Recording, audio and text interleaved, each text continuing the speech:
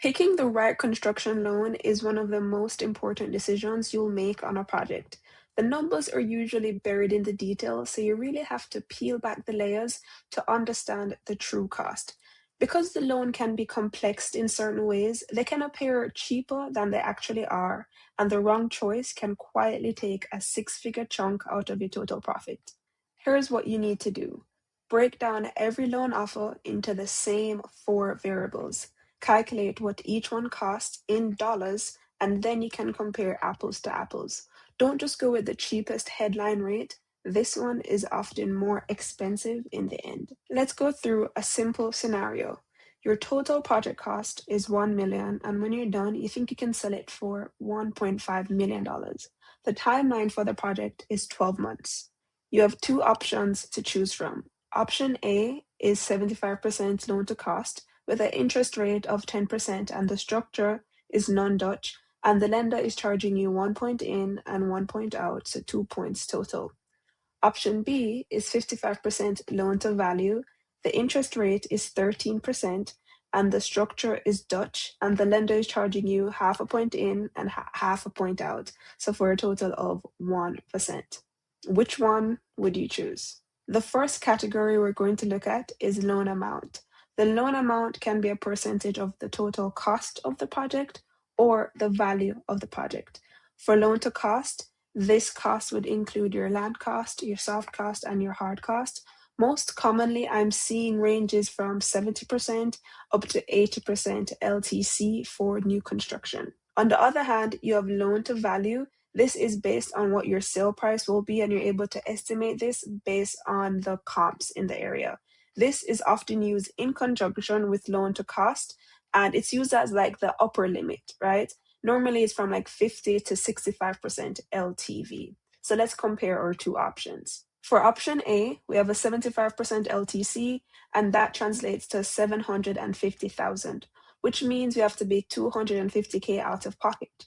For option B, we are 55% LTV, and because our V in this case is 1.5 million, that is 825,000, which means we are 175K out of pocket. As you can see, more leverage means less cash out of your pocket, but that also translates to more interest expense. So that's the trade-off. Now that we have our loan amounts, we can make our assessment on the interest rates.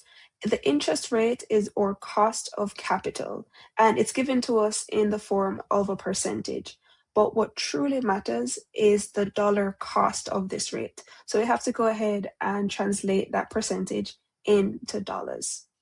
So for option A, our loan amount is 750K, and at an interest rate of 10%, the interest expense is 75,000. For option B, the loan amount is 825K. At an interest rate of 13%, the interest expense is 107,000.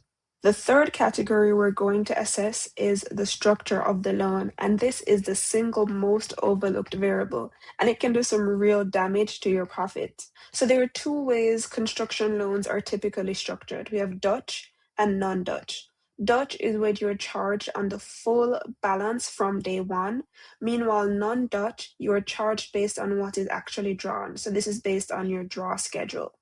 Non-Dutch is almost always better for the home builder because it matches the building process. It takes time to build a house. It's done in stages. And a non-Dutch structure understands that. Meanwhile, for a Dutch structure, it somewhat penalizes the builder because you're getting charged on money that you haven't put to use as yet. For non-Dutch, because you're drawing down as you go, you never quite get to the full loan balance until the end of construction. So what lenders do to estimate your time-weighted average balance is that they'll multiply the total loan amount by 55% over a 12-month time period.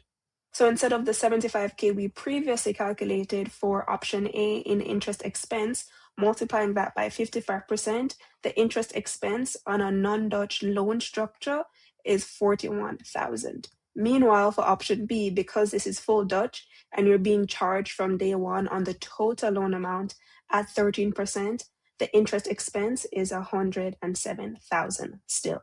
The last category we'll look at is points. Lenders love to tack on origination fees and sometimes exit fees, and these are based on the full loan amount. Some builders tend to overlook these because they sound small and immaterial, but they add up. I mean, over a 12-month project, every point of fees effectively adds 1% to your annual rate. As a side note, some brokers are compensated via these fees, so some aggressive lenders tend to push builders towards bigger loan amounts because they mean bigger fees. For option A, we're being charged 1% in and 1% out, so that's 2 points in total, which means 15,000. For option B, we're being charged half a point in, half a point out, so 1 point in total, and that's 8,250. Now that we've converted everything to dollars, we can see the true cost and compare apples to apples. The headline rates were 10% for option A and 13% for option B. But now that we've done the math, we can see that the true cost is 7.5 for option A and 14% for option B. Option B is almost twice as expensive as option A. And that's why doing this exercise is so important. I understand that it can be tricky because there are so many moving parts, right? Different loan amounts, different rates, different structures, different points. But it's kind of like fractions. You have to bring everything to the same denominator to see how they truly compare. You can't just eyeball it. This is kind of like saying, oh, 3/8 is bigger than 1/2. But instead of just losing a few points on your math test, you're paying an extra 50 grand. So it pays to do this. So the real question is, do you go with cheaper capital or do you pay more to play with less? Essentially, option B is giving you an extra 75K, but it's charging you 60 on the back end. If you have that 75K sitting down, it's not tied up, it's not earning anything, then option A might be the better option for you. But if you don't have access to that extra 75K, then option B might make more sense. Plus, paying an extra 60 when you stand to make 500K in profit might not sound like a bad deal to you. There's no universally right answer, but you can only see the trade-off clearly after you've gone through and broken down the loans into dollars. Loan offers are designed to be hard to compare. The lenders know their numbers and you should know yours. Run every offer through the same 4 variables: loan amount, rate, structure, and points. Get the effective cost of capital, and then you can make a decision based on actual dollars. If you're a home builder and you want this type of clarity and guidance in your business, book a call with us at Sovereign Financial and we'll help you build the financial foundation that you need to scale with confidence. Take care.